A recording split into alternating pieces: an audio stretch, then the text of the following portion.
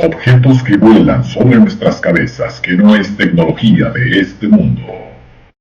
¿Pudieran ser armas de alta tecnología terrestres operando sin el conocimiento de la población? Naves de energía, drones alienígenas, rastreadores, sondas o qué tipo de aparatos desconocidos para nosotros pueden ser. ¿Qué tanto es lo que conocemos de ellos? Actualmente, ¿estamos preparados para hacer contacto con inteligencias externas a nuestra civilización? Estos y muchos temas más relacionados con avistamientos ovni, misterios, mitos e historias de nuestra humanidad y civilizaciones que habían tenido contacto con seres que han llegado del cielo, estaremos analizándolos juntos, programa a programa. Estimados amigos, sean todos bienvenidos. Este día disfrutaremos juntos una edición más de Peluche Fino con Mike Navarta. En este programa analizaremos todos los temas relacionados al fenómeno OVNI que hasta hoy el sistema no quiere que conozca. Todo esto junto a nuestro gran equipo de analistas colaboradores del equipo Rotus. Ellos son Boris González Starcie y Rosa María López. Y por supuesto, nuestro anfitrión, Mike Navolta.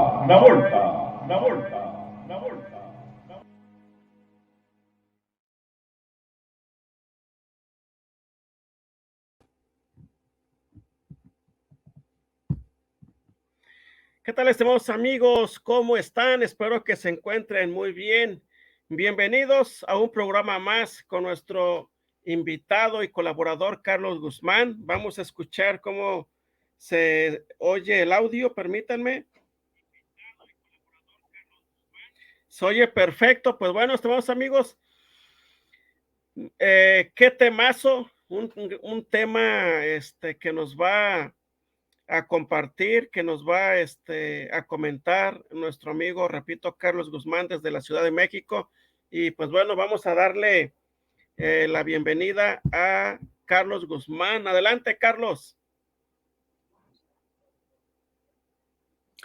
¿Qué tal, Mike? Buenas noches, muchas gracias por la invitación a tu canal. Buenas noches a todos los que nos están escuchando, viendo y bueno, desde aquí felicidades por este nuevo año que se inicia. Así es que estoy a tus órdenes, Mike, nuevamente. Muchas gracias, Carlos. Vamos a ver, a repasar quién está en el chat antes de iniciar. Quiero mandarle saludos a Isabel Lozano, que está ahí presente, Erika Castillo, que también está por ahí presente, Monina también está por ahí, Patagonia Pampa también está presente, Federico Nava, Chacho Córdoba, Carmen Flores, muchas gracias por estar ahí. ¿Quién más anda por ahí? Bueno, son todos los que están. Amigos, hoy no voy a poder estar en los tres canales, estamos transmitiendo simultáneamente, porque cuando hacemos entrevistas nos vamos directo a la yugular, así que bienvenidos y bienvenidas, reciban los cordiales saludos para todos ustedes y sus familias. Muchas gracias por estar aquí, saludos para los que lo van a ver en vivo y en directo y a todo color, así como para las personas que lo van a ver en diferido, también les mandamos saludos cordiales. Y pues bueno, Carlos, pues aquí estamos listos con el tema Anunnakis en México. Y desde luego, Mike, bueno, este tema todo se originó porque hay una tesis, bueno, no es nueva, una tesis ya conocida por las personas que están interesadas en esta temática de los Anunnaki, de que hubo una cultura madre y esa cultura madre, bueno, esparció conocimientos por las otras culturas que conocemos como la de Egipto, como desde luego Mesopotamia, todas esas culturas que existieron en esa parte del mundo, pero que también van a dar a otros continentes como es el caso de América. Les voy a presentar entonces algunas coincidencias que yo he encontrado y que nos hacen recordar a todas esas series de hechos, de eventos, de cuestiones arqueológicas que han encontrado precisamente en donde se supone que surgió la humanidad. Sumer, Mesopotamia, donde todo empezó, como dice algunos de los autores que han escrito sobre esta temática. Vámonos a la siguiente, por favor, Mike. Y para llevar a cabo esta tesis, esta propuesta que yo les voy a presentar, me baso yo, bueno, desde luego en varios libros, pero yo quiero presentarles aquí en particular este libro que fue publicado ya hace algunos años aquí en México y fue el primero que a mí me llamó mucho la atención. Fue publicado en 1985 por Editorial Diana. Fue escrito por un alemán radicado en México. De hecho, su biografía dice que prácticamente pues toda su vida ha estado aquí en México. Ya murió, desde luego, era una persona grande cuando escribió este libro, Alexander von Butenau. Y la tesis de este alemán, en el sentido del título del libro, de que América es una cuna de las razas del mundo, o que se concentraron aquí, es porque él hizo exploraciones a lo largo de la República Mexicana, y dentro de esas exploraciones que él encontró visitando museos, zonas arqueológicas, colecciones particulares, descubrió que las caritas, como aquí les decimos en México, esas caritas de barro que todavía en muchas partes se encuentran inclusive a flor de piel, de tierra, pues esas caritas no coincidían precisamente con lo que nosotros hemos conocido de nuestras culturas, de nuestras raíces, aquellas culturas mesoamericanas que se fueron identificando de acuerdo a la cronología del tiempo, que desde luego se sitúan primero a los olmecas como la cultura madre, pero no ha habido últimamente algunas revisiones por algunos arqueólogos aquí en México, para las personas que no nos están viendo aquí en la República Mexicana.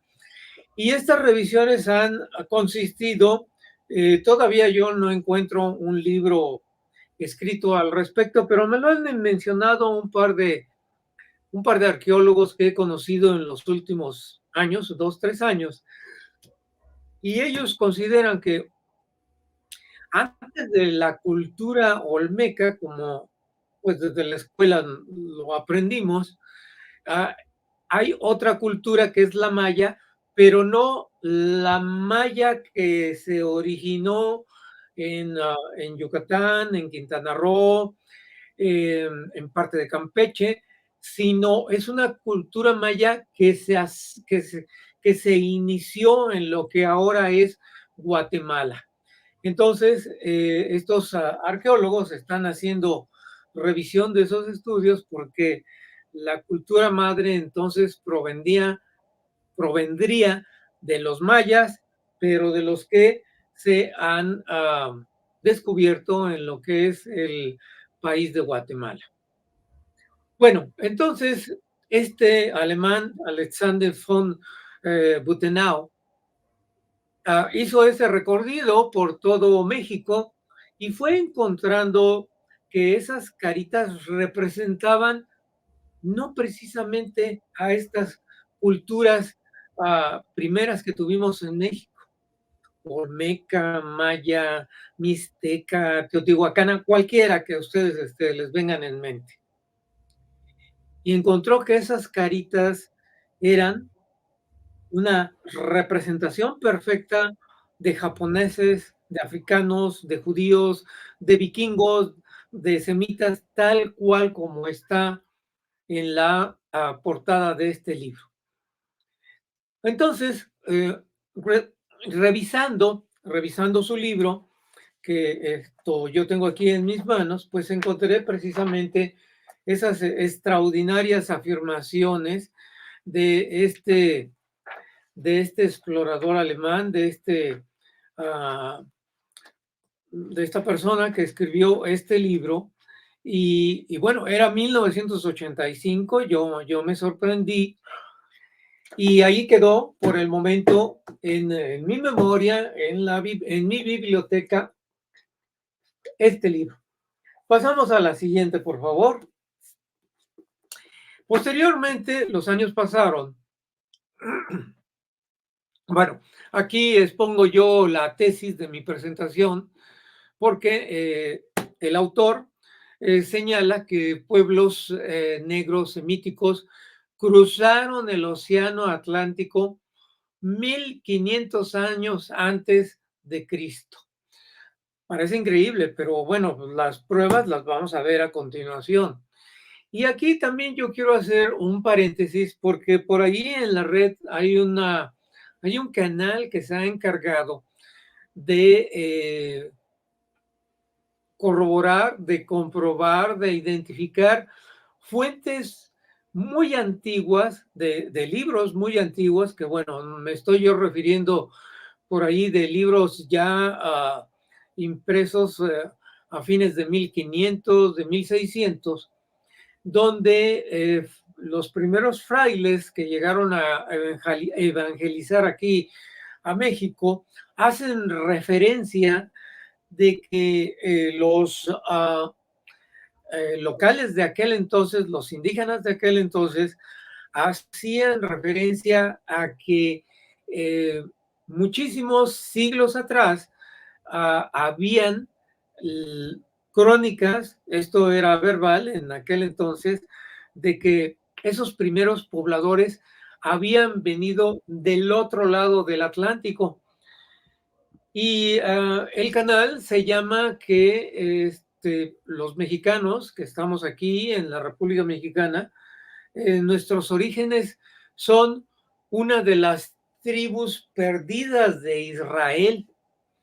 Y él hace toda una argumentación muy interesante donde establece y expone con libros que hacen referencia de que esta tribu de Israel llegó del otro lado del Atlántico.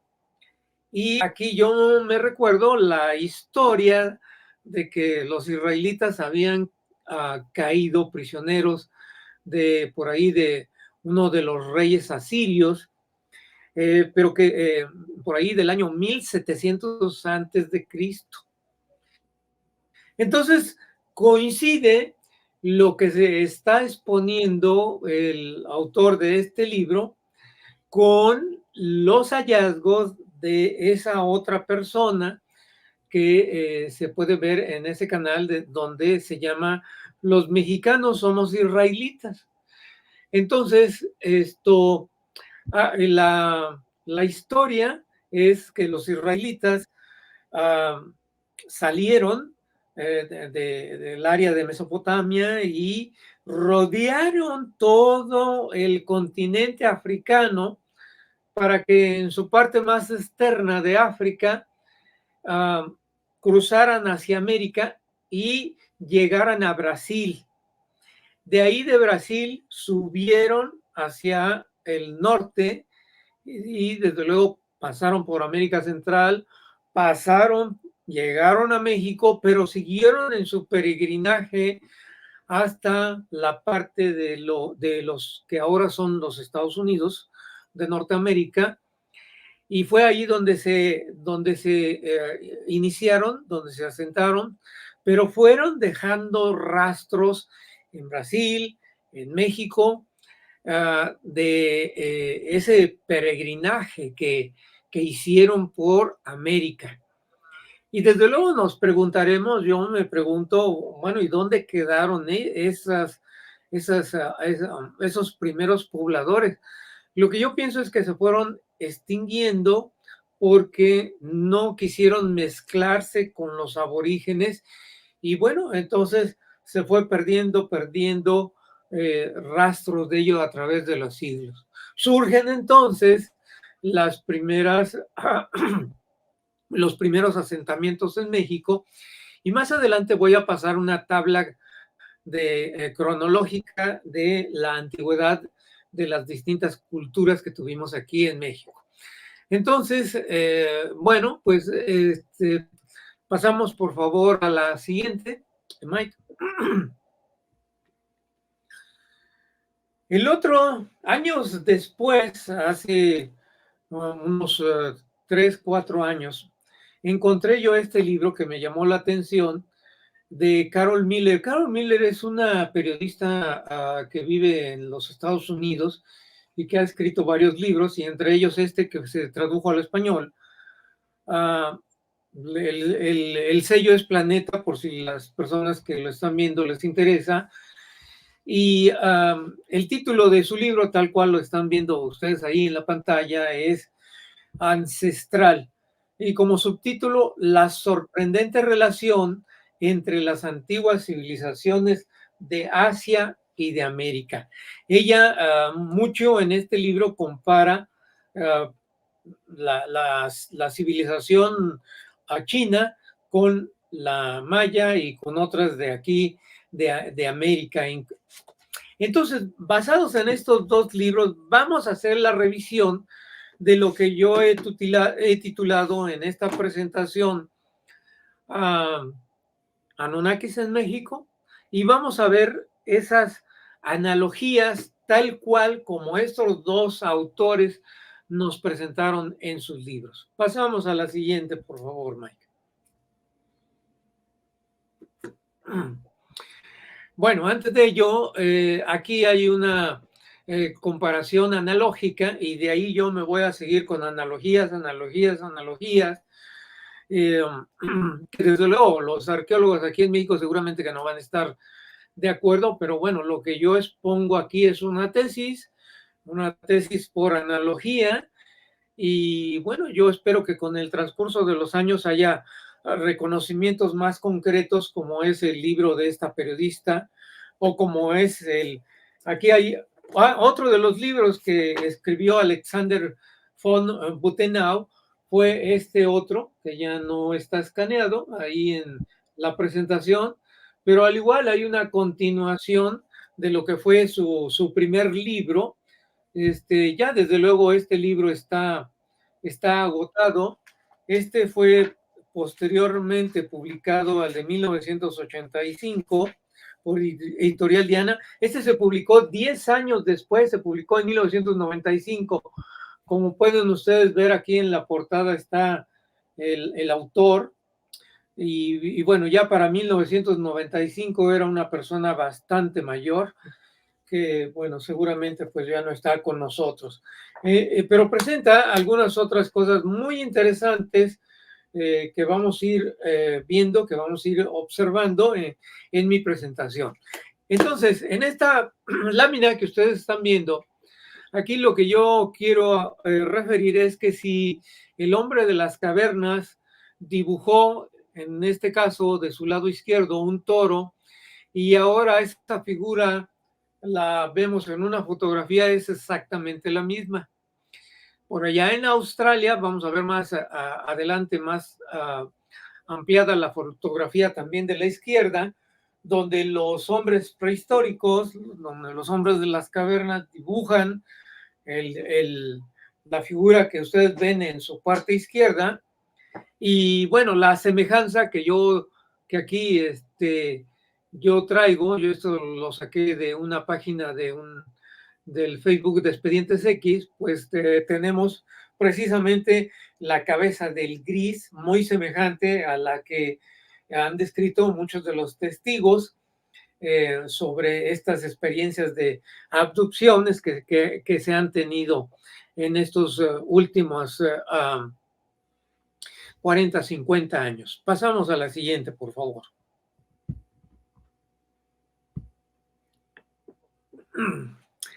Aquí, nuevamente, hago yo otra analogía Y del lado derecho tienen ustedes la portada del libro que escribió a uno de los pioneros de la ufología española, ya no está con nosotros, don Antonio Rivera Jordá. Y en la portada de este libro que se publicó en la década de los 60, titulado El gran enigma de los platillos volantes, por cierto, fue uno de los primeros libros que yo leí de adolescente, y que, bueno, capturaron mi atención a esta temática. Está el dibujo de un ser que lo describió un pintor italiano, Johannis, por allá de 1947, si mal no recuerdo, y resulta que ahí quedó la imagen en mi mente, y años después, cuando yo veo las imágenes que se descubren en Mesopotamia, pues lo que me llama la atención es exactamente la descripción de estos seres con unos grandes ojos muy, muy parecidos a lo que este pintor italiano dibujó, porque él lo presenció a unos cuantos metros de él.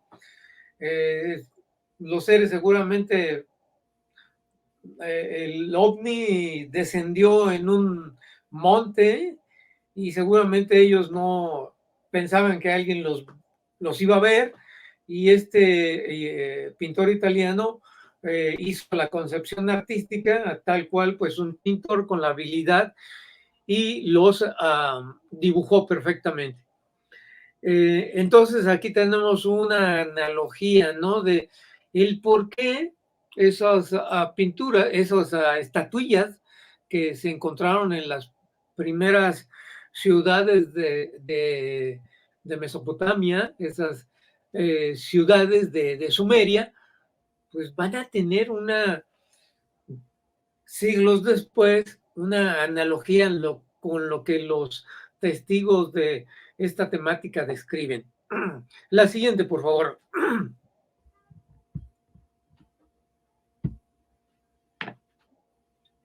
Bueno, empezamos con las analogías que tenemos aquí en México y con lo que se tiene en la otra parte del mundo, allá en los ríos Tigres y Éufrates, que van a ser la cuna en general de lo que se ha dicho de la civilización humana.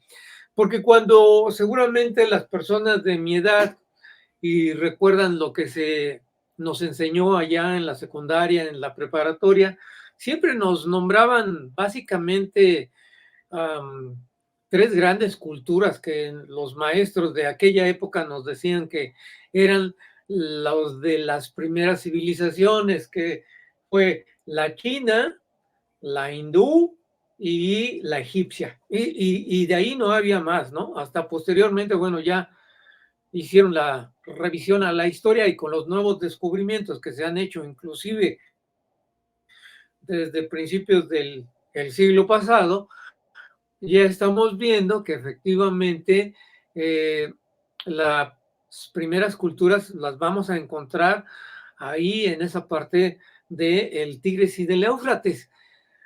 Bueno, aquí tenemos entonces a la figura muy conocida de los atlantes de Tula, que están ahí en la zona arqueológica de Tula.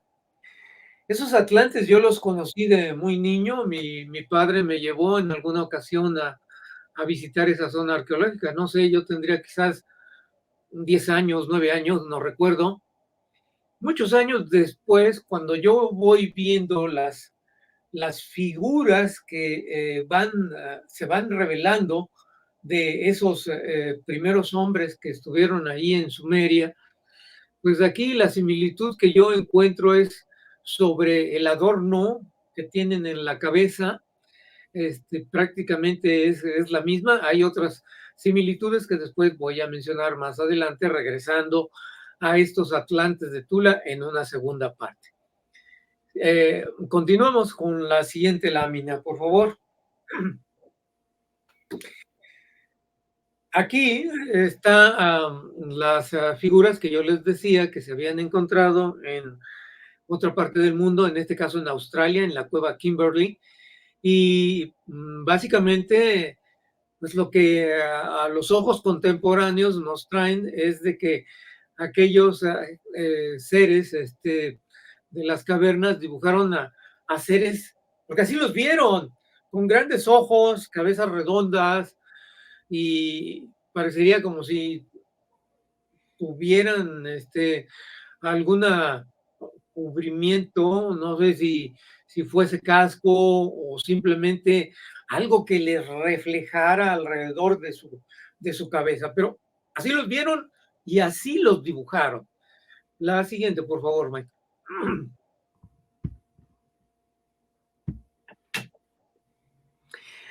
Aquí estas pinturas las podemos encontrar en nuestro territorio, Baja California Sur, que bueno, básicamente están ahí en la Sierra de San Francisco. La Sierra de San Francisco agarra parte de Baja California Norte y Baja California Sur. Estas pinturas se encuentran ahí y hay una reproducción de estas pinturas en el Museo Nacional de Antropología de la Ciudad de México.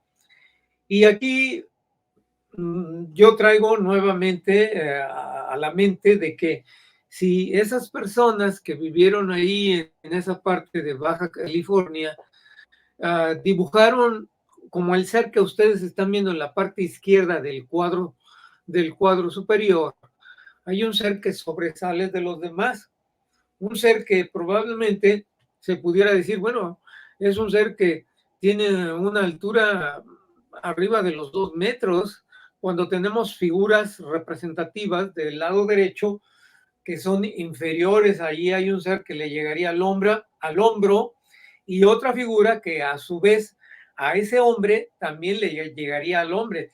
Entonces, lo que dibujaron nuestros primeros pobladores ahí en Baja California es que esa proporcionalidad que ellos dibujaron fue porque así vieron a esos seres. Entonces, hago referencia aquí, al igual como en otras muchas leyendas del mundo, que en la antigüedad existieron gigantes. Bueno, existieron gigantes, desde luego, por ahí de los 2 metros, 2 metros y medio, quizás 3 metros. Hay que recordar la famosa figura e historia bíblica de Goliat, que David le gana, y era uno de esos gigantes que, de acuerdo a leyendas más atrás, pues son los que habían engendrado los ángeles caídos con las mujeres de los hombres.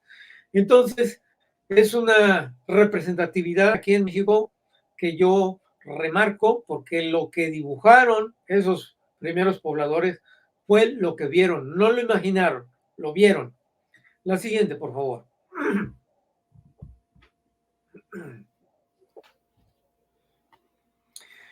Los seres alados. Vámonos a otra analogía. En todas las culturas del mundo tenemos la referencia a dioses alados, a seres alados, o en este caso, en el lado izquierdo empezamos con Egipto. Tienen ahí una de sus diosas con esas alas.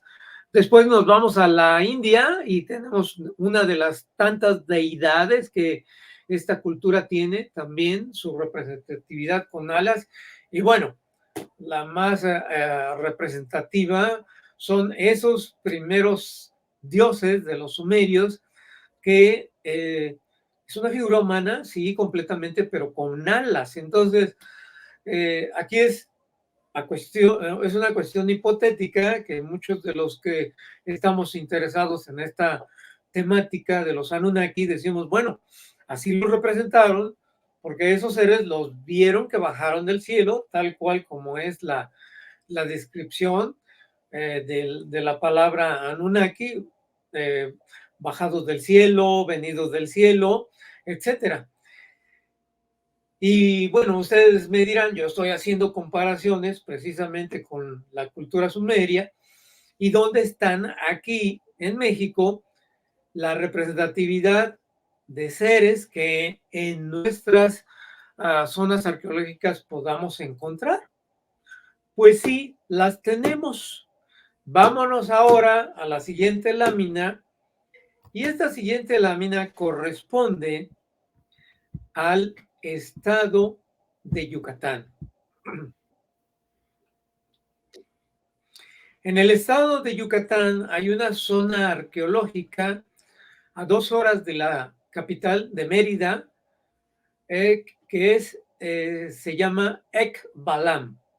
Ahí en esa zona arqueológica y en esa flecha que ustedes están viendo, están 2 seres alados, sí, con rasgos de fisonomía totalmente a lo que eran los mayas. Pero ¿cómo es que entonces los mayas pudieron hacer esa representatividad? Vámonos a la siguiente, donde tenemos un acercamiento de estos seres alados de Ekbalam. Ekbalam se encuentra a 20 minutos de la ciudad de Valladolid, y ahí yo remarco con un círculo rojo las alas que salen de estos seres.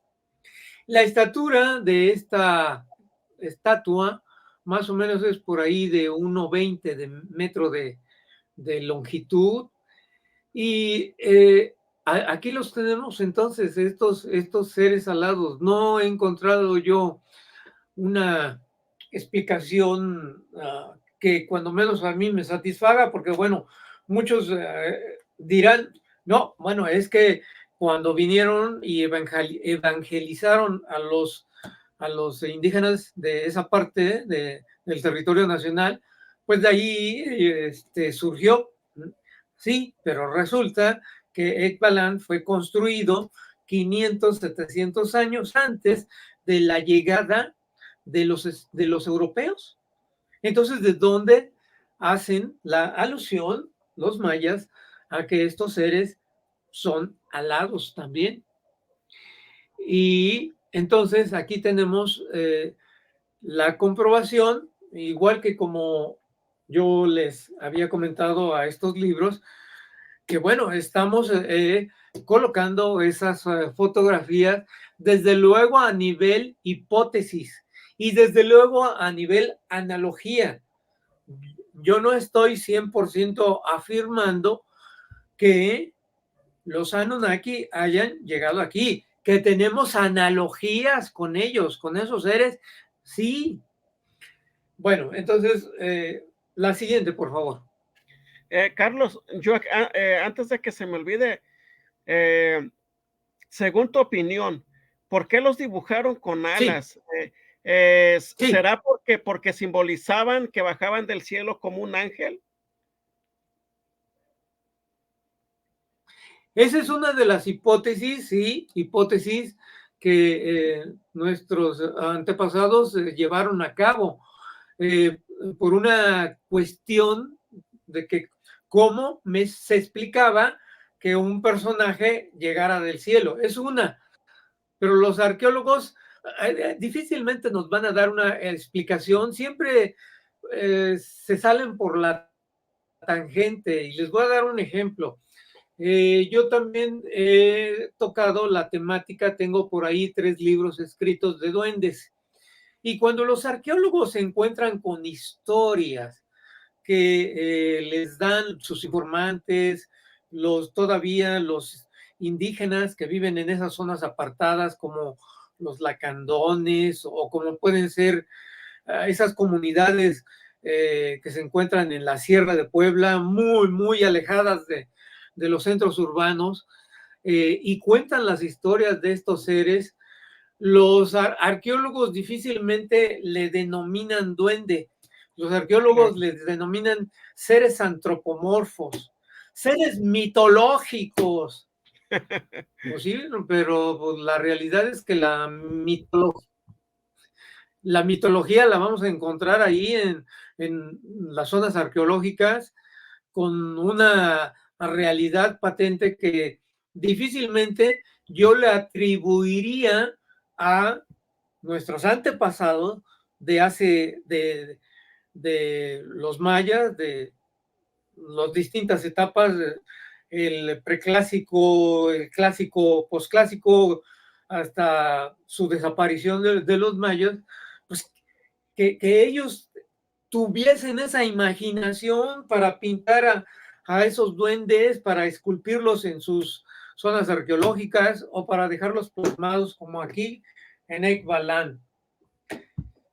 Así es que pasamos a la siguiente, por favor. Gracias. Bueno, vámonos ahora o permanezcamos en el sureste de la República Mexicana. Están viendo ustedes una parte del sureste de lo que corresponde al estado de Tabasco, la capital, Villahermosa. Más o menos como a una hora, hora y media de ahí, se encuentra una pequeña población identificada con el nombre de Jonuta. Jonuta, básicamente pertenece ahí al municipio, parte de Macuspana, ¿no? Muy popular en este sexenio, esa parte, ese municipio de Macuspana. Y resulta que ahí, en esa parte, se encontraron unas figurillas increíbles. Aquí yo tengo el libro que hace referencia a ese hallazgo. Es un libro, pasamos a la siguiente, es un libro que publicó la Universidad Nacional Autónoma de México. Este libro me lo hizo favor de encontrar mi compañero y amigo Alfonso Salazar, y es un libro que se publicó en 1985. Y nuevamente vuelvo yo a la analogía. De su lado izquierdo, ustedes observan una de las tantas muy conocidas bajorrelieves o sobrerrelieves de la cultura del Tigris y del Éufrates, donde es un cuerpo humano, donde tiene alas, pero esa representatividad la vamos a encontrar también aquí en México. Y ahí está lo que nuestros antepasados, porque esa es una figurilla, no es un dibujo en bajo relieve, es una figurilla, y que se encuentra en esa parte de la República Mexicana. Entonces, por eso es que yo titulo Sumeria y Jonuta. Pasamos a la siguiente, por favor.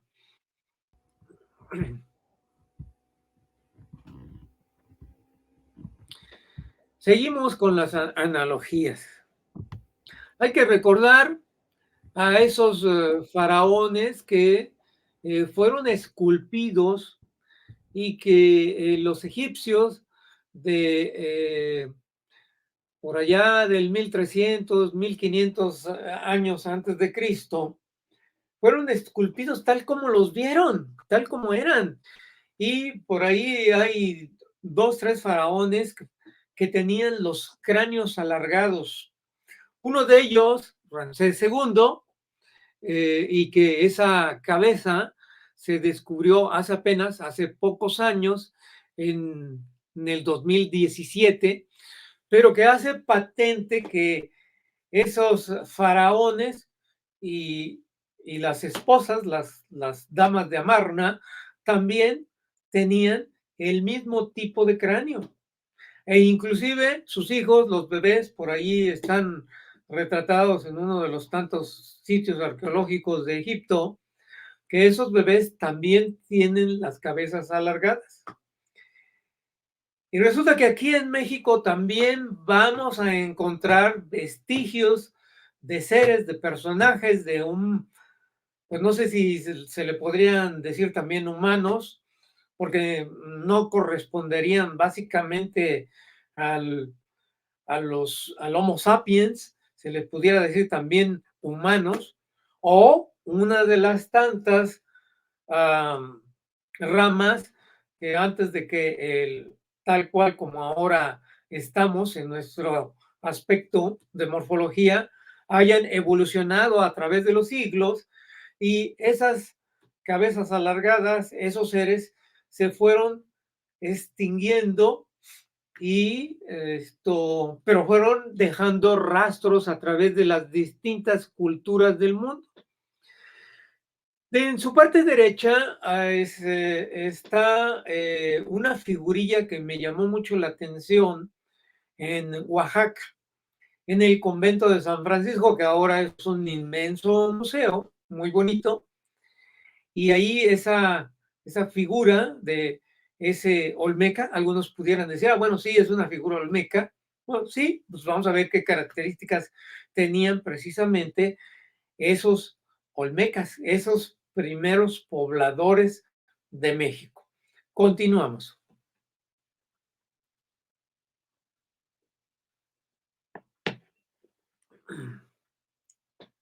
Vámonos ahora a la parte, sí, de América, la parte de Perú y a la región de Paracas. Agradezco ahí esta fotografía a mi amigo y colega Javier Zampayo, y son esos famosos cráneos que se encontraron allá en Paracas en el siglo pasado y que tienen una morfología muy distinta a lo que normalmente conocemos porque son cráneos alargados. Se han hecho estudios de estos cráneos alargados y han determinado que el ADN es muy diferente al actual ADN de cualquier parte de humanos que se encuentran en distintos países. Sí han encontrado que partes del ADN corresponderían a hombres que existieron en Asia, al norte de Asia, quizás la parte de China, hacia el norte, pero que esos cráneos tienen ciertos rasgos de ADN asiático. Pero bueno, han sido muy famosos esos cráneos de Paracas porque han hecho estudios y definitivamente son totalmente distintos a los cráneos del Homo sapiens porque esos cráneos alargados también lo que tienen es que las cuencas son un 15-20% más que las cuencas normales. Se ha esgrimido, como vamos a ver en las láminas a continuación, hay que recordar, pasamos a la siguiente, hay que recordar que en el caso de los mayas aquí en México, bueno, antes de irme a los mayas, vámonos ahora al centro de la República Mexicana y en la parte de lo que se conoce como el municipio de Naucalpan, en el Estado de México, que básicamente es una zona conurbada de la Ciudad de México y que está totalmente pegada, encontramos una zona arqueológica que se llama Tlatilco. Y en esa zona arqueológica, en esa parte de Naucalpan, hay un museo chiquito, pero muy interesante. Yo visité ese museo hará unos 5 años, 6 años, y para mi sorpresa fue que encontré las siguientes figurillas que les voy a presentar.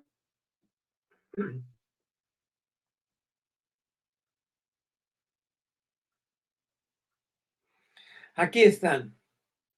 ¿Qué tienen de característico estas figurillas? Bueno, la primera, los ojos rasgados hacia atrás.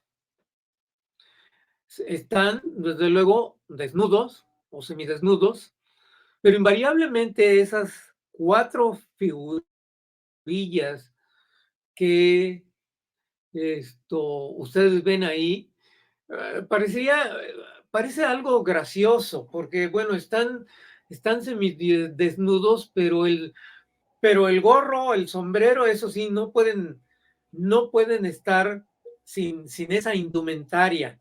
El por qué utilizaban ese gorro sombrero, me llama mucho la atención la segunda figurilla de izquierda a derecha, donde tiene un sombrero como cucurucho terminado en punta. ¿Por qué terminado en punta? Y me llama la atención también la tercera figura de izquierda a derecha, donde tiene demasiado sesgado el ojo hacia atrás, y que esa figura se parece mucho a las figuras estas de tipo lagartoide que hemos visto en los libros y que han encontrado ahí en la parte de Mesopotamia. Entonces, un interesante aspecto de Tlatilco, de esta zona arqueológica, es que es una de las dos zonas arqueológicas más antiguas, la Gran Tenochtitlán. Estas figurillas, los arqueólogos las han datado alrededor de 1300 años antes de Cristo. Por ahí han hecho revisiones y les dan más antigüedad hacia atrás, 1700 años, pero bueno, son muy conservadores.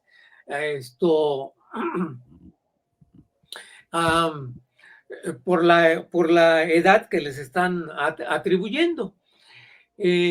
Ahorita vamos a ver una línea del tiempo donde vamos a ver dónde está situada esta cultura, la cultura de Tlatilco, que fue una de los primeros asentamientos humanos aquí cerca de lo que fue Tenochtitlan. Y hay que recordar que Tenochtitlan no era un valle y que equivocadamente las personas los conocen, dicen el Valle de México. No es un valle. En la antigüedad era una cuenca. ¿Por qué era una cuenca? Porque era una desembocadura de muchísimos ríos y que por eso era un lago enorme donde encontraron esa señal que el dios Huitzilopochtli les había señalado en la peregrinación azteca, que ahí deberían de fundar la ciudad porque iban a encontrar un nopal, el águila, la serpiente, etcétera, etcétera, etcétera. Vámonos a la siguiente lámina, por favor.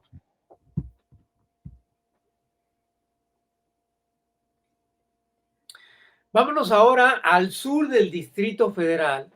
Y en el sur del Distrito Federal existió otra cultura que se denomina Cuicuilco. ¿Por qué Cuicuilco? Porque ahí inclusive pues logró subsistir una pirámide que actualmente se conoce como la pirámide de Cuicuilco, que es básicamente donde está la ciudad universitaria y está entre lo que es el centro de Perisur y lo que es ciudad universitaria. Esa es otra de las ciudades más antiguas de lo que fue la cercanía a la Cuenca de México. Y nuevamente vamos a encontrar aquí esos rasgos de esos ojos hacia atrás, de esa protuberancia del maxilar, de la nariz hacia adelante, muy característicos. Aquí yo estoy citando, si ustedes pueden observar en la parte de abajo la fuente, que la cronología histórica señalada ahí en el preclásico medio y terminal entre el 700 antes de Cristo y el 250 después de Cristo es la datación que se le da a la antigüedad de estas figurillas. Ahora, hay que tener en cuenta que desafortunadamente no se han encontrado todos los rasgos característicos o todos los que se quisiera haber encontrado de los rastros de esa cultura de Cuicuilco, porque hizo erupción el volcán del Xitle, que precisamente se encuentra en la parte, es un volcán desde luego ya apagado, que hizo erupción precisamente en el año entre el 250 y el año 300 después de Cristo. Es un volcán que hizo una erupción lenta, porque la lava fue caminando lentamente, pero esa lentitud obligó a los habitantes de Cuicuilco a abandonar esa zona que ellos habían ahí desarrollado su asentamiento. Y bueno, se encontró esa pirámide. La lava inclusive por ahí corrió hasta varios kilómetros al llegar a la parte de Coyoacán. Hay que recordar que la zona de Ciudad Universitaria está construida en rocas volcánicas y que en esa parte de la ciudad, así como el Pedregal, esas colonias que están ahí en esa parte del sur, se sienten menos los temblores cuando acontecen estos en la Ciudad de México, porque están sobre una base súper sólida. No así a las edificaciones del centro, cuando viene un temblor se siente bastante en la parte del centro, en la parte de la colonia Roma, donde pues ahí se fue con los siglos tapando y ganando terreno, para que al final de los siglos quedara tal cual como ahora la conocemos, una enorme ciudad con alrededor de 10 millones de habitantes. Pasamos a la siguiente, por favor.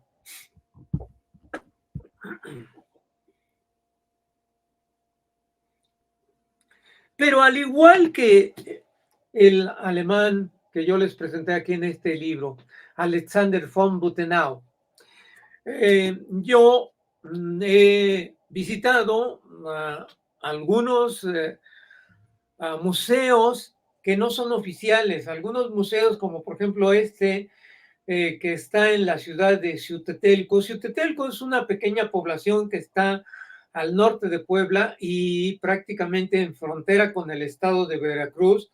Es prácticamente la última ciudad que corresponde a Puebla y pocos metros pues está la línea divisoria, ya están en el estado de Veracruz. Visité yo este museo hará unos 4 años, 5 años, y dentro de la enormidad de piezas que tiene este museo, un reconocimiento ahí a todas las personas de Xiuhtetelco, porque es un museo comunitario que todos los habitantes han contribuido para tener bien establecido, limpio, arreglado. Es un museo que no tiene el subsidio ni estatal ni federal, así es que mi admiración a las personas que han cuidado de ese museo. Y por ahí escondido en una de las tantas vitrinas que tienen las caritas, las figuritas, encontré lo que está circulado con rojo, me llamó la atención y el profesor, el que está cuidando el museo, le pedí que si tenía la posibilidad de que me pudiera mostrar esa figurilla. Y vamos a ver la siguiente lámina, es un acercamiento.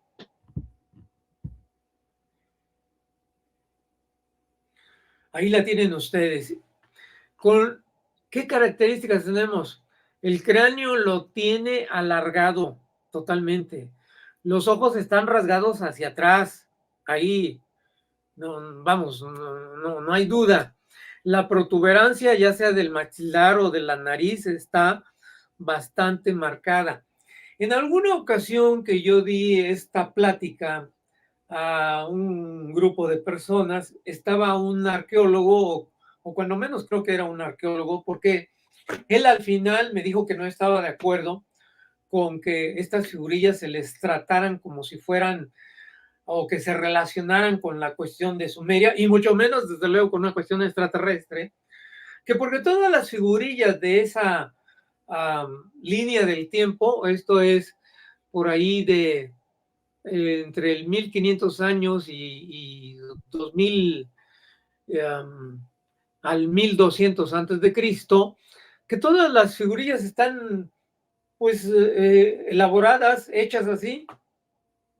Pues sí, vamos, para mí no hay ninguna duda, están elaboradas porque así seguramente que vieron unas personas a otras y los modelaron así, y que esos últimos personajes, seres que tenían el cráneo alargado o los ojos oblicuos, pues, desaparecieron, se extinguieron.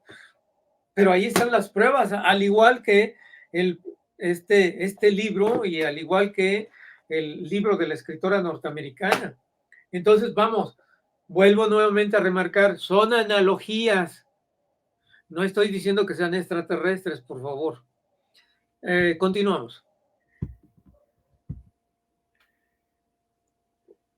Todas estas figuras yo las he tomado de diferentes museos, la mayoría de ellos pertenecen al Museo de Antropología, que está en la Ciudad de México. Y como pueden ustedes ver, creo que los artistas que las moldearon,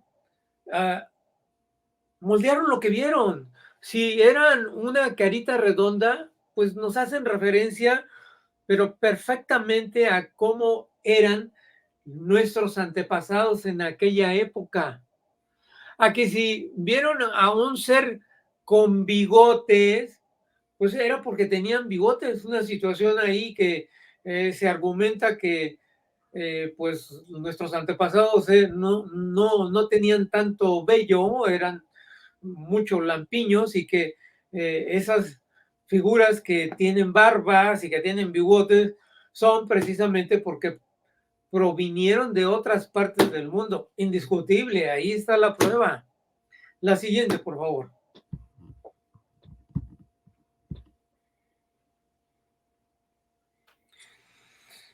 En una ocasión, yo vi esa vasija, y ahí precisamente de uno de estos dos libros del alemán, y me quedé yo observando la vasija, y resulta que por ahí hay un personaje dentro de todos los que están dibujados, de una figura que tiene el cerebro alargado. Ahí lo pueden ustedes ver, que lo señalé yo con flechas. Los otros aparentemente no tienen esa prolongación, ese cerebro alargado. Es un vaso un vaso maya que se encontró en Campeche. Creo que ahí la referencia está equivocada, es de otro libro. Sí, es de otro libro. Perdón, ahí tengo un error. Es de un arqueólogo español, y que hace referencia a los mayas. Pero bueno, por chiquita que está, a mí me llamó la atención. El arqueólogo español no hace ninguna referencia a esa figurilla, simplemente pues resalta la hermosa vasija maya que se encontró de barro, pero con colores perfectamente logrados en esos dibujos de esos humanos que vemos ahí. La siguiente, por favor.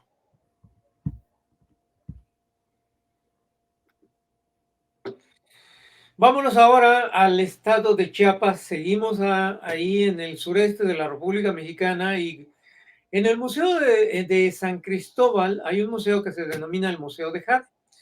Y es el Museo de Jade porque la mayoría de las piezas que exhiben ahí están hechas de jade. Entre ellas hay una vitrina semicircular, semirredonda, donde pueden ustedes observar estas figurillas. Hay una réplica aquí en la Ciudad de México, en el Museo de Antropología, que el Museo de Antropología y el de Jalapa para mí son los mejores de México. Si ustedes les llama la atención estas figuras y no pueden tener la posibilidad de ir a Chiapas, pues ahí hay una réplica en el Museo de Antropología de la Ciudad de México.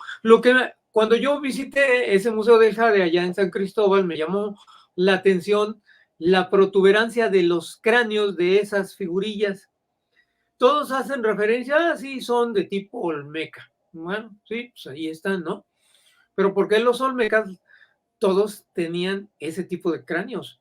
Porque así los vieron, para mí, así los reflejaron. Vamos a la siguiente, por favor, donde les voy a mostrar un acercamiento de estos seres, y en particular ahí hay una flecha. Miren ustedes, ahí está la vitrina resguardada de esas 14 figurillas, que por cierto fueron encontradas por unos arqueólogos norteamericanos. Pero hay una figura que a mí me llamó la atención, que tiene la figura pues mitad animal, mitad humana, pero con una protuberancia en la parte superior del cráneo. Pues vamos a la siguiente, por favor.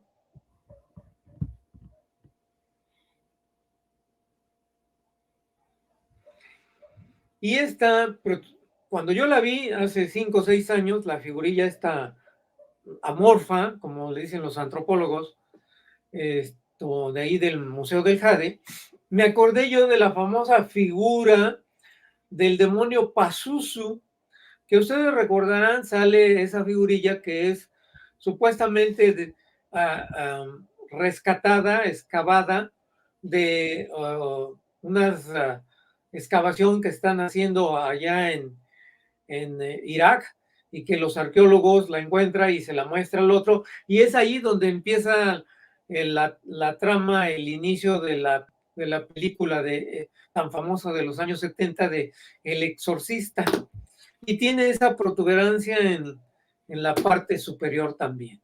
Pasamos a la siguiente, por favor.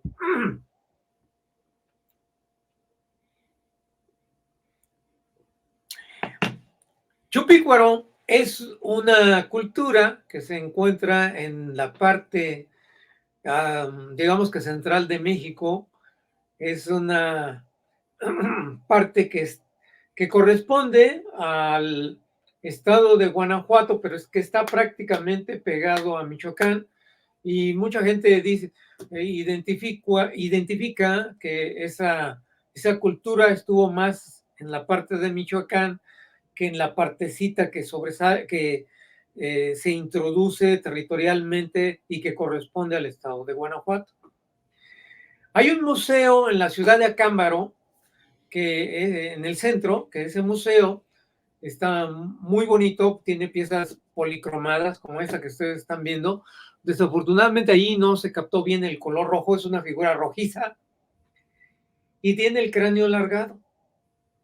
Y nuevamente ahí mi mente, en la retentiva, me voy a las figuras encontradas allá en Ubey y las primeras ciudades mesopotámicas, y el resultado es que pues son esos seres con esos cráneos alargados y los rasgos que encontramos en las caritas que yo les presenté de las zonas arqueológicas de Copilco y de Tlatilco. Y hay una figura ahí en el Museo también de la Ciudad de México de Antropología, donde es totalmente la cara de un asiático. No sé si sea un chino, no sé si sea un japonés, pero lo que me llamó la atención es que tiene el cráneo alargado aquí, y su vestimenta pues parecería ahí muy curiosa, ¿no? Como si, es hipótesis, como si quisiera tener la representatividad de algo de escamas, no lo sé, pero bueno, la pueden ustedes encontrar allí en el Museo de la Ciudad de México. La siguiente, por favor. Carlos, en esa figura que mencionas en la parte de atrás, ¿es una cola la que está sosteniendo la figura? No, es un soporte que le pusieron. Sí, parecería, okay, efectivamente. No lo quise mencionar, ¿verdad? Pero no, es un soporte que le pusieron. Muy bien. Sí, sí, muy buena observación. Bueno, aquí otra comparación. Aquí yo he visitado algunas colecciones particulares que se encuentran en las figuras estas famosas de hojuelos, que bueno, son muy controvertidas, muy cuestionadas. Ahí es una figura de una colección particular que a mí me llamó mucho la atención porque tiene la característica del cráneo alargado y los ojos rasgados hacia atrás, y la comparé yo con otra figura ahí de las clásicas que conocemos, de estas de Mesopotamia. La siguiente, por favor.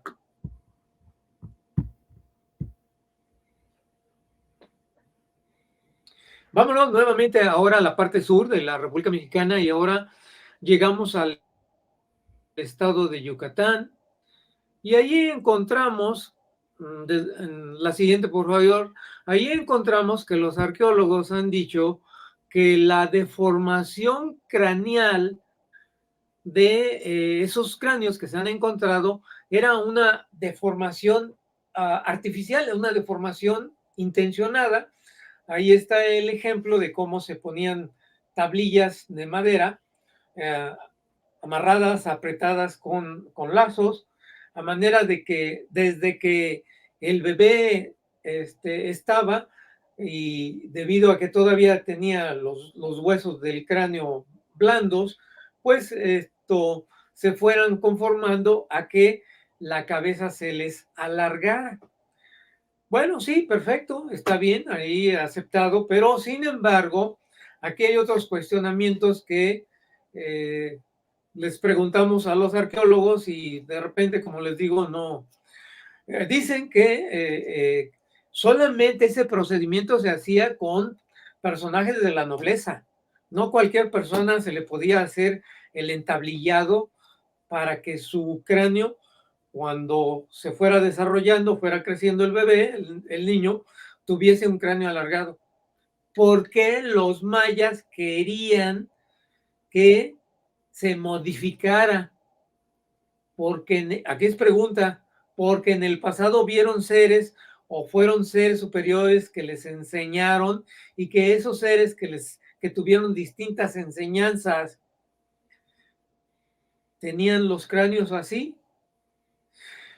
La hipótesis se viene para abajo de parte de los arqueólogos porque algunos cráneos no tienen la sutura sagital, que es la que divide a los cráneos normales en el izquierdo y en el derecho. No existen los cráneos alargados esa división. De tal manera que si se hubieran oprimido, entablado, pues vamos, esa división no desaparece, simplemente sí se logra la cuestión oblicua, pero tampoco llegan a tener la total oblicuidad o el total tamaño de esos cráneos alargados que se han encontrado ya aquí en México. Y por otra parte, las cuencas oculares resultan proporcionalmente mayor a las cuencas normales de un cráneo normal. La siguiente, por favor.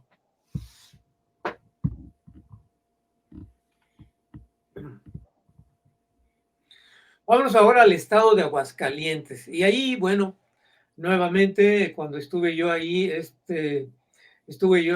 apenas hace un año, y me fui a visitar al museo arqueológico que está en el mero centro de la ciudad de Aguascalientes. Y allí, una sorpresa, me encontré. Pasamos a la siguiente lámina.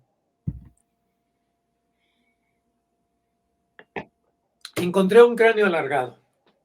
No tiene ninguna descripción, datación de... ahí simplemente está exhibido. Hay otro cráneo, son dos cráneos, este es uno de ellos. No hay datación de cuál es la fecha probable de antigüedad. No hay ninguna descripción de exactamente dónde fue encontrado. Parece que a los arqueólogos les da miedo, ¿no? Meterse en este tipo de explicaciones porque, bueno, calladitos se ven mejor. Pasamos a la siguiente, por favor.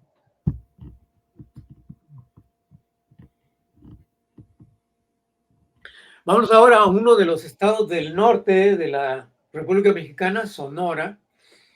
Y ahí en Sonora, en este nuevo siglo, una arqueóloga, pasamos a la siguiente, una arqueóloga hizo el descubrimiento de un cementerio de varias osamentas,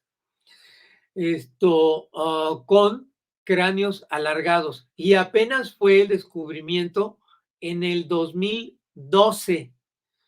De México no se había hablado nada de que habían existido o existen este tipo de osamentas. Todo lo que yo les estoy presentando aquí son precisamente descubrimientos arqueológicos que parten del inicio de este nuevo siglo del año 2000. Por eso que no se había hablado, ni inclusive el alemán que hizo un estudio, pero exhaustivo, de todos los museos de México para argumentar su tesis de que habíamos sido visitados en la antigüedad por otras razas de otras partes del mundo. Que bueno, es una sola la raza humana ahí, de otras humanos de otras partes del mundo. Pasamos a la siguiente, por favor.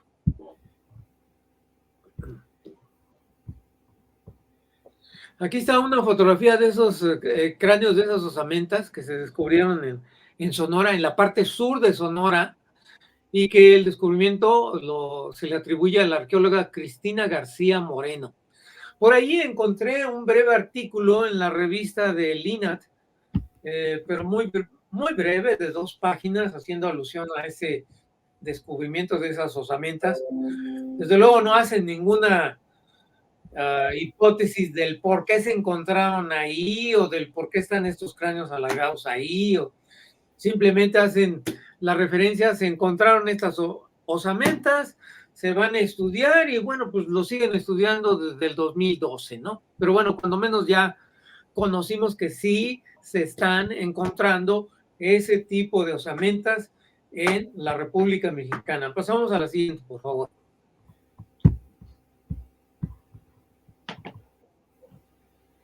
Ahora vámonos a el centro de México, el Estado de México, que está al norte de la Ciudad de México. Pasamos a la siguiente y ahí nos encontramos con la zona arqueológica de Teotihuacán.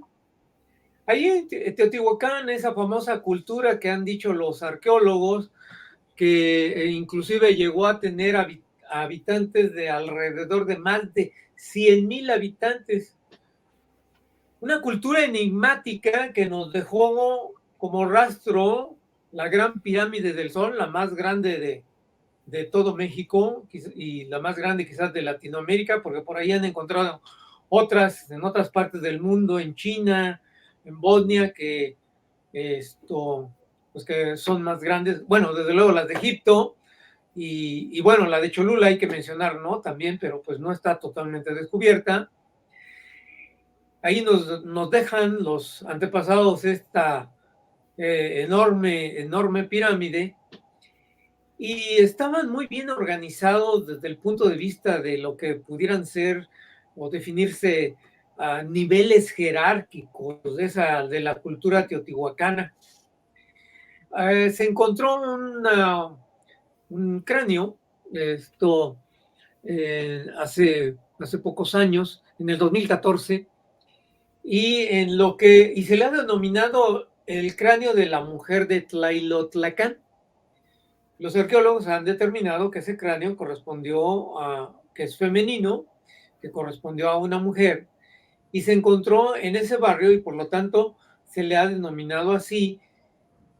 Resulta que en ese barrio de Teotihuacán era donde se hospedaban los extranjeros, los que no correspondían, los que no vivían, los que no eran locales de Teotihuacán y que provenían de otras partes de la República Mexicana. En este caso, se ha identificado, o los arqueólogos identificaron, que ese cráneo perteneció a una mujer maya. ¿Por qué? Primero, por las incrustaciones que encontraron de los dientes. Tiene ahí incrustaciones de jade, y que las incrustaciones de este tipo las acostumbraban mucho la nobleza de los mayas.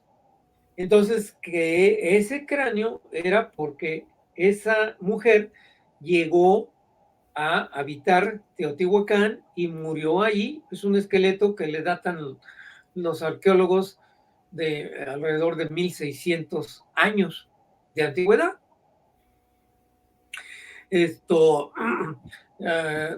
Dicen también los arqueólogos que probablemente vivió entre el 570 y 600 después de Cristo, cuando estaba en su apogeo precisamente esa cultura, la teotihuacana. Pasamos a la siguiente, por favor. Bueno, ahí otros de los aspectos. Ahí está la fuente, yo la tomé de la revista que está señalada ahí, de ese sitio de internet, y están perfectamente las incrustaciones en la dentadura de la mujer de Tlailotlacán. La siguiente, por favor.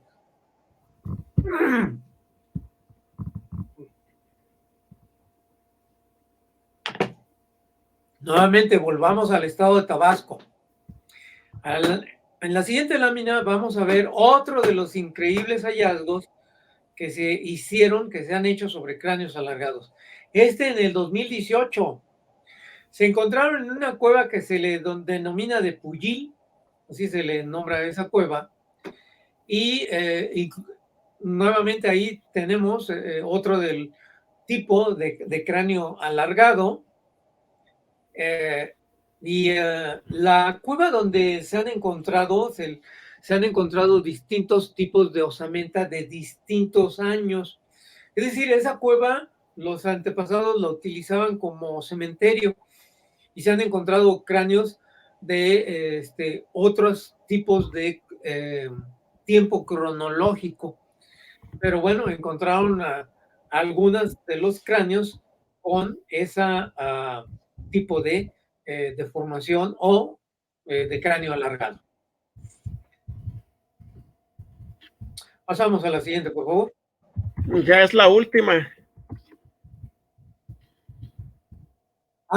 Bien, bueno, con esto termina esta primera parte de mi exposición, mi plática sobre el por qué yo le he denominado que podemos encontrar nosotros vestigios de otras civilizaciones que existieron en otras partes del mundo, pero que por alguna circunstancia llegaron a América, llegaron a Mesoamérica, a esas primeras culturas que hacen referencia a los primeros habitantes de México, desde olmecas, mayas, mixtecos, etcétera. Por ahí faltó una lámina, todavía anexado, se los voy a presentar aquí.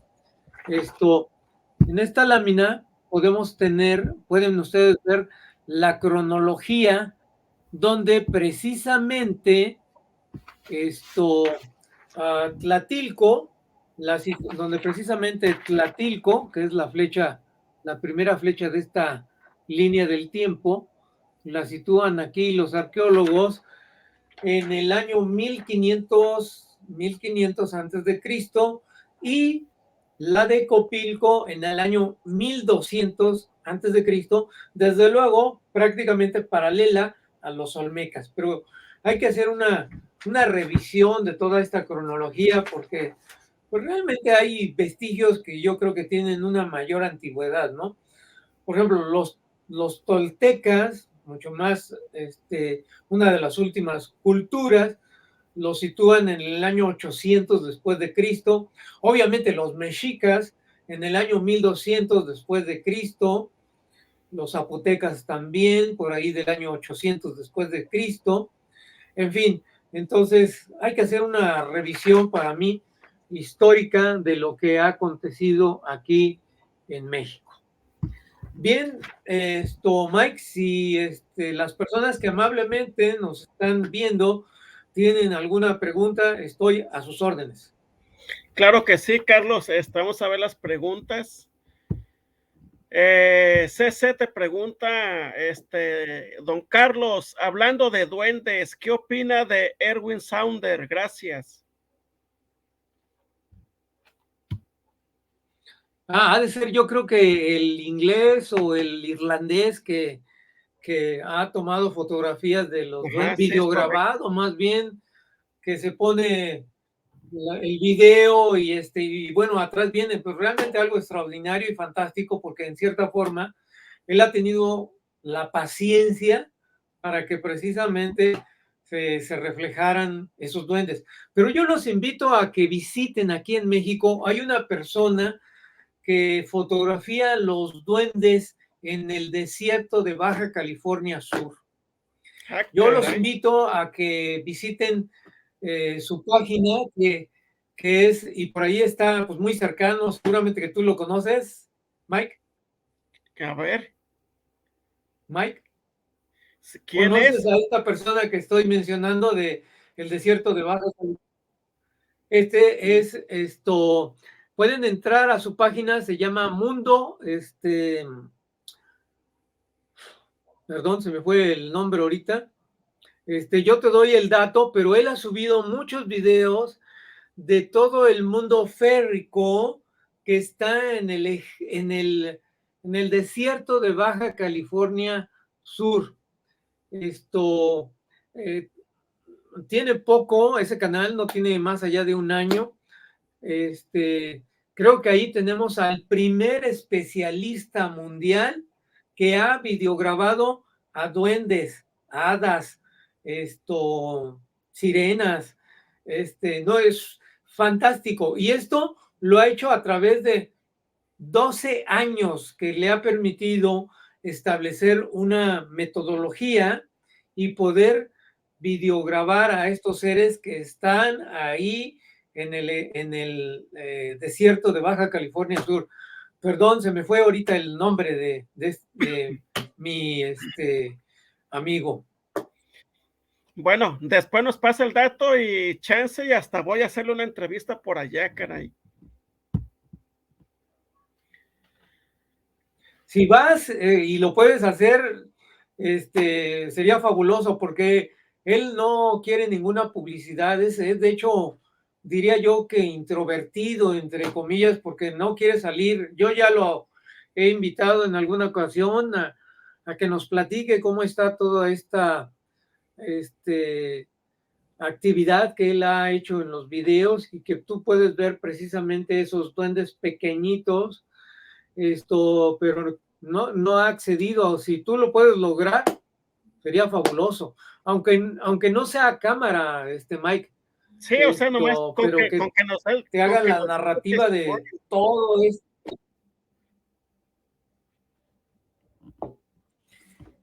Sí. Muy bien, Carlos. Si hay alguna... Sí, Carlos, hay otra si hay pregunta. alguna otra... Aquí se pregunta, Carlos, ¿qué opina de Salvador Freixedo? Él estaba convencido de que la Biblia fue hecha para confundir y que nosotros somos hijos del cielo. Muchas gracias. Bueno, yo conocí a don Salvador aquí en México a través de mi amigo Jorge Reicher, que en paz descanse. Don Salvador también, pues ya se fue. Lo conocí por ahí del año de 1974, yo creo. En varias ocasiones platiqué yo con él. Era una persona muy ocurrente, era una persona muy culta. Bueno, escribió muchos libros sobre esta temática. Y lo que él, básicamente yo puedo mencionar lo siguiente de él. Uno, él solamente reconoce el Nuevo Testamento.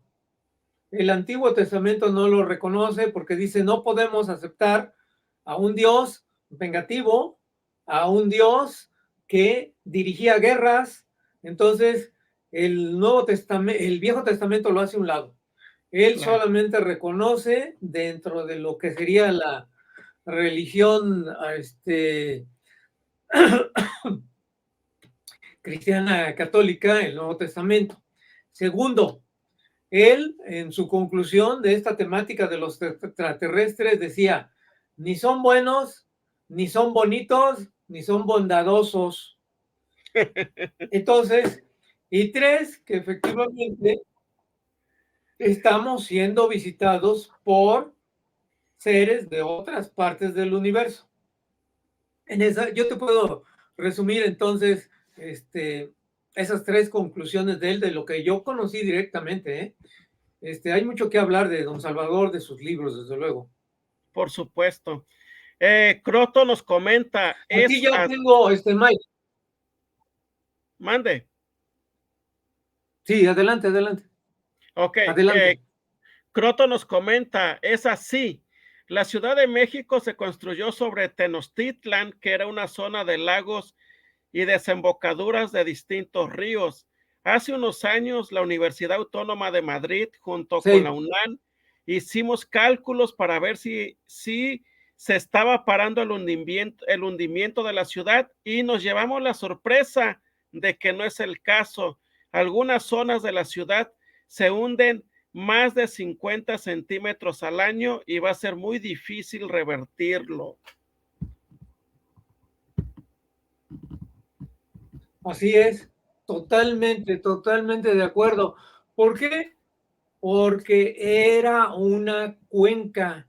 En términos geográficos, una cuenca es la desembocadura de muchos ríos.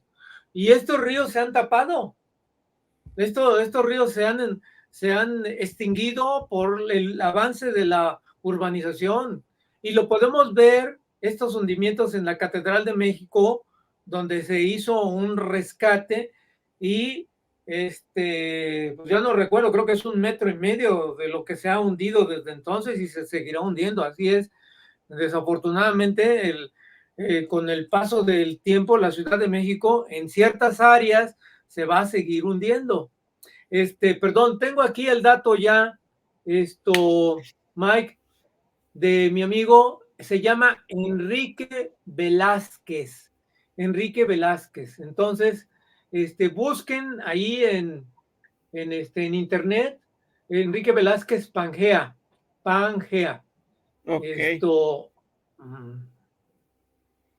Busquen ahí en internet su nombre y él vive en La Paz, precisamente en Baja California Sur, y él tiene un canal que se llama, está en YouTube. Bueno, pueden encontrar un extraordinario video que se llama Fotos Reales de Hadas Reales. Por favor, visítenlo porque es extraordinario el trabajo enorme que está haciendo Enrique. Mi admiración por Enrique desde aquí, porque para mí es el primer especialista mundial en el mundo férrico. No hay más, no hay nadie más. Excelente, voy a investigar y voy a tratar de conectar con él y ya veremos qué pasa. Última pregunta, Carlos, para ti. CC comenta, dice, don Salvador, ya se me fue la pregunta, dice, don Salvador Freixedo decía que en Nueva York hay una base subterránea llamada Monok. ¿Sabe algo de ese tema?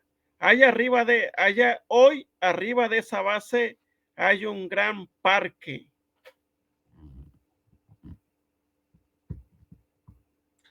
Se ha especulado mucho en que las grandes ciudades tienen subterráneos, ciudades interiores, no solamente en Nueva York, sino también Los Ángeles. Ahí también hay grandes túneles que no han querido pues dar a conocer estos grandes túneles, y en otras grandes ciudades de Europa y Asia existen estos tipos de túneles que aparentemente en algún tiempo sirvieron probablemente de refugio, probablemente sí de ciudad. Muy bien. ¿Los que vinieron del cielo dejaron descendencia? Pregunta Monina. Bueno, aquí hay que referirnos a las leyendas, aquí hay que referirnos inclusive a la Biblia misma. Recuerden que los ángeles caídos tomaron a las hijas de los hombres por esposas y engendraron gigantes. Y bueno, pues ahí tenemos también la mitología sumeria, en donde esos seres que bajaron del cielo convivían con los seres de aquella época. O si nos vamos a la mitología griega, pues por ahí andaba el famoso de Zeus, picando una flor y yéndose a otra, ¿no? Entonces, hay muchas mitologías que hacen referencia a que seres extraordinarios tuvieron contacto con las mujeres de los hombres y engendraron seres, ¿verdad? Distintos. Muy bien. ¿Algo que quiera agregar, Carlos, antes de retirarnos? Agradecerte la invitación a tu canal, agradecerles a las personas que nos están viendo su tiempo, y simplemente el invitarlas a que se interesen por este tipo de libros que de repente dicen, ¿qué tiene este libro? Pues pues resulta que sí tiene aspectos muy interesantes que más adelante podemos relacionar con otras culturas del mundo. Es correcto. El otro día estaba platicando con Boris no hay nadie mejor que si uno tiene la posibilidad de viajar, buscar y encontrar esos vestigios, uno mismo saca sus propias conclusiones. Para mí, Carlos, la evidencia es aplastante, es abrumadora de lo que nos expusiste el día de hoy. Y pues bueno, ya si el INAH o el gobierno lo reconoce o no, pues ya es otra historia. Carlos, te quiero agradecer tu tiempo, tu valioso tiempo, tu conocimiento. A la audiencia quiero darle las gracias, estimados amigos, muchas gracias por haber estado aquí con nosotros. Nos vemos el día de mañana en punto de las 18 horas, 6 de la tarde. Cuídense mucho, Carlos. Muchísimas gracias. Feliz año. Hasta pronto. Feliz año a todos.